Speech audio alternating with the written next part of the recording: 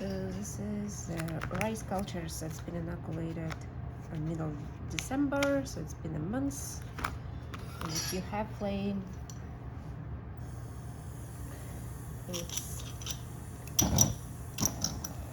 better to create a sterile field. So after about a month, this rice packet's been inoculated, and you could see that the culture is perfect.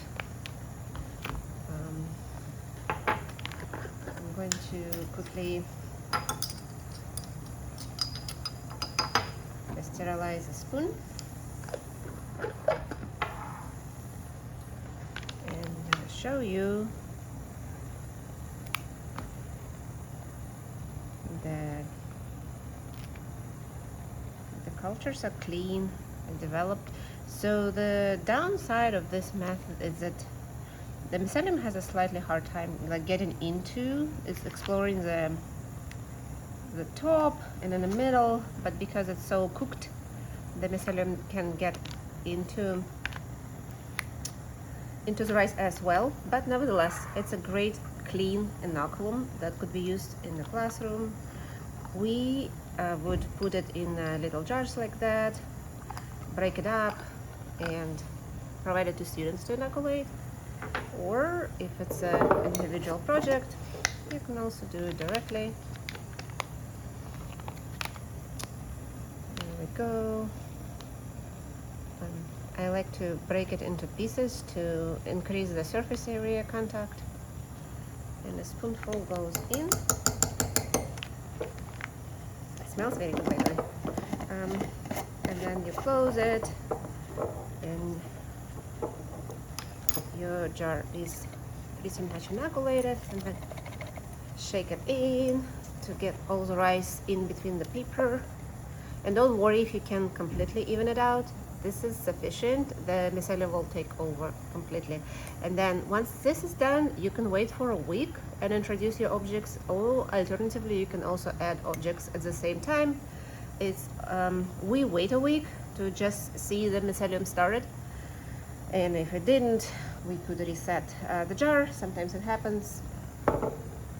I will open the second one just to show you how the white rice is doing. I actually don't know how it's doing.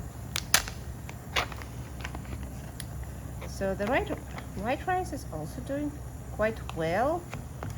You could see it's the same pink oyster. You could see the mycelium went in. Yes, it's through. And again, no contamination, very clean. To inoculate those rice packets, I use something like this. A syringe with a liquid culture. It stores pretty well. It's easy to buy online, those cultures. I can also show you how to create your own liquid culture to fill the syringes, so you can inoculate those rice packets as many times as you need without buying new syringes or starting cultures. So those were the rice ready to go packets. In case if you don't have access to sterilization, we have the autoclave, so I was able to create my own rice. And the way it is done, it's soaked overnight in cold water, and then I fill about a half of the jar with this brown rice. I think more fibrous grains are better, so if you go with brown rice or go with even rye. And I will show you how it looks like if you use this way of producing inoculant. It's also clean. It can store a long time. As you could see, I did this one in August, so it's been 4 months. And those break up into a single grains better, easier to distribute, easier to inoculate. So if I would inoculate my jar same way, when I add it into the box, it distributes better. It's more, as you can see, it's more separated. It's easier to inoculate this way. So I prefer not to cook rice, or just soak it. And as you could see, this is like a pure culture of mycelium. It's pretty exciting. So I made those from the syringe I ordered online. Additionally, from the syringe, you could make a liquid culture like that. Those are sold on Etsy. I can send the links. That's been done in May. So this is, at this point, 6-7 months.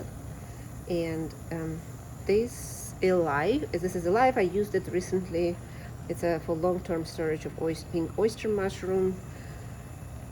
The recipe is available. Again, if you have the autoclave, you can make this liquid media yourself, and those leads are sold on Etsy, and you can create your own long-term culture. And basically you put the syringe in one of those openings to extract the liquid cultures that you can transfer on the rice or directly on the paper. And if you're in a situation when you have no access to pure cultures, and by the way, I forgot to say that yes, you can order spawn online. It's just my experience with spawn was it would come contaminated or weak or sick. So we were so tired of this that we started doing our own spawn. And additionally, I was told that if you have no access to the syringe, it is possible just to use actual mushroom from the store. This one grew from one of the spawn boxes that we have in the mushroom farm, and presumably if you just cut pieces of this mushroom, you could use it as an inoculant. It will definitely introduce some bacteria in it too, but that's an option. And if you have access to agar plates, you can also grow pink oysters. This is YPD media. It grows very well.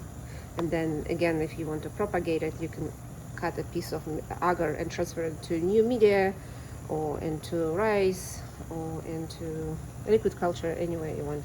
So it's relatively easy to keep oyster year round and keep it pure, especially if you have access to the autoclave.